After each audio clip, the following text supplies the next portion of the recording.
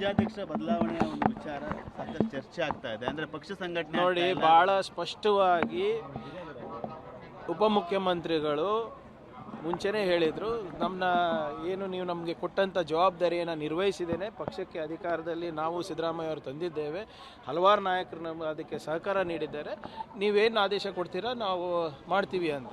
ಅವಾಗಿನ ಸಂದರ್ಭದಲ್ಲಿ ಇಲ್ಲ, ನೀವು ಇನ್ನೂ ಮುಂದೂಡಿ, ಈಗ MP ಎಲೆಕ್ಷನ್ ಇದೆ, MP ಎಲೆಕ್ಷನ್ ಆದಮೇಲೆ ನೋಡೋಣ ಅಂತ. ಅದಾದಮೇಲೆ ಬೈ ಎಲೆಕ್ಷನ್ ಕೂಡ ಬಂತು.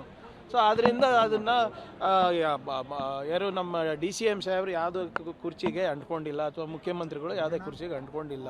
ಭಾಳ ಸ್ಪಷ್ಟವಾಗಿ ಇಬ್ಬರೂ ಕೂಡ ಹೈಕಮಾಂಡ್ ಏನು ತೀರ್ಮಾನ ತಗುತ್ತೆ ಅದಕ್ಕೆ ನಾವು ತಲೆ ಬಾಗಬೇಕಾಗುತ್ತೆ ಅಂತ ಅವ್ರು ಹೇಳಿದ್ದಾರೆ.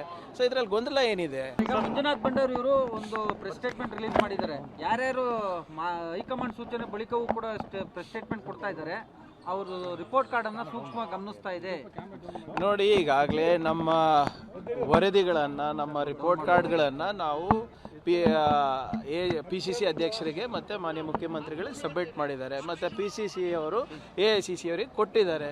ಅದರಲ್ಲಿ ಈಗ ರಿಪೋರ್ಟ್ ಕಾರ್ಡನ್ನು ನಾವು ಪಬ್ಲಿಕ್ನಲ್ಲಿ ಕೊಡೋದಾಗಲಿ ಅಥವಾ ಪಕ್ಷದಲ್ಲಿ ಕೊಡೋದ್ರಲ್ಲಿ ತಪ್ಪೇನಿಲ್ಲ. ನಿಮಗೆ ಗೊತ್ತು, ಪ್ರತಿ ತಿಂಗಳು ನಾನು ನನ್ನ ವರದಿಯನ್ನು ನಾನು ರಿಲೀಸ್ ಮಾಡ್ತಾ ಇದ್ದೆ. ಈಗ ಚುನಾವಣೆ ಆದಮೇಲೆ ಮಾಡಿಲ್ಲ ಅಷ್ಟೇ, ಲಾಸ್ಟ್ 3-4 ಮಂತ್ಸು. ಸೊ ನಾವು ಮಾಡ್ತಾ ಇರುವ ಕೆಲಸ ಏನು, ನೀತಿ ಏನು, ಹೊಸ ಯೋಜನೆಗಳೇನು, ಅದನ್ನು ನಾವು ಪಬ್ಲಿಕ್ನಲ್ಲಿ ಇರ್ಬೋದು, ಪಕ್ಷಕ್ಕೆ ಇರ್ಬೋದು, ನಾವು ಕೊಡಲೇಬೇಕಾಗ್ತದಲ್ಲ. ಅದರಲ್ಲಿ ತಪ್ಪೇನಿದೆ?